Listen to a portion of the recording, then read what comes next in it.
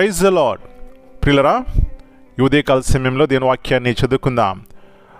1 పేతురు 5వ అధ్యాయము 6వ వచనం. 1 Peter 5:6. దేవుడు తగిన సమయమందు మిమ్మల్ని హెచ్చించినట్లు ఆయన బలిష్టమైన చేతి క్రింద దీన మనస్కులయుండుడి.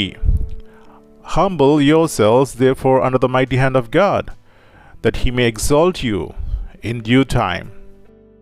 ప్రియులారా, యేసు ప్రభువారి యొక్క ఘనమైన నామములో మీ అందరికీ శుభములు తెలియజేస్తున్నాను. మరి యొక్క నూతన ఉదయకాల సమయాన్ని ఈ వాక్యం ద్వారా దేవుడు నీతో నాతో మాట్లాడడానికి ఇష్టపడుతున్నారండి. అయితే వినగల చెవి, గ్రహించుకునే ఆత్మ మనకున్నట్లయితే మనం ఎంతో మేలు పొందుకుంటాం. ఇక్కడ చూసినట్లయితే దేవుడు తగిన సమయమందు మిమ్మల్ని హెచ్చించినట్లు, దేవుడు హెచ్చించాలని ఆశపడతాడు. మనల్ని ఉన్నతమైన స్థాయిలో ఉంచాలని ఆశపడుతూ ఉంటాడు.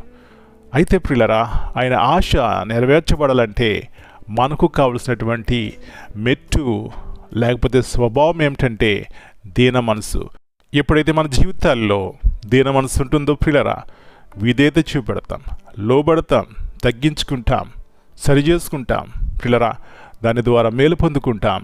అలాంటి ఉన్నతమైనటువంటి కృప ఉదయకాల సమయంలో ప్రతి ఒక్కరికి దేవుడు దయచేయనుగాక. ప్రార్థన చేసుకుందాం. ప్రియా పరలోకపు తండ్రి, పరిశుద్ధమైన దేవ, మరి యొక్క నూతన శ్రేష్టమైనటువంటి ఉదయకాల సమయాన్ని బట్టి మీకు వందనాలు చెల్లిస్తున్నాం.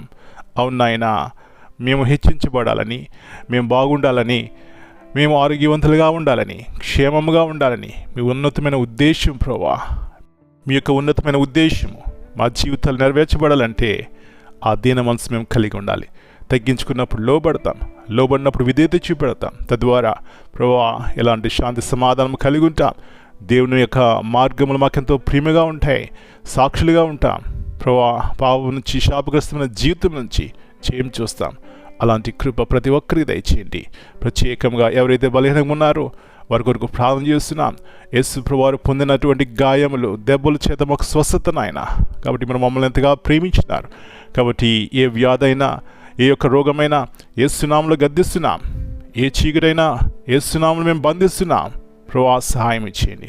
అలాంటి ఉన్నతమైనటువంటి విశ్వాసంతో కూడినటువంటి భక్తిని చేసిన ఆయన దేవునికి మహిమకరముగా జీవించడానికి సహాయం ఇచ్చేయమని, ప్రతి ఒక్కరి కుటుంబంలో శాంతి సమాధానం మేలుబడి చేయడానికి సహాయం ఇచ్చేయమని మనం మీ చేతిగా అప్పగించుకుంటూ ఈ దినమంతా మెరికలుగా భద్రపరిచి ప్రతి కీడు అపాయం నుంచి తప్పించమని యేసయ్య అతి పరిశుద్ధమైన నామమును బట్టి ప్రార్థన చేస్తున్నాను తండ్రి.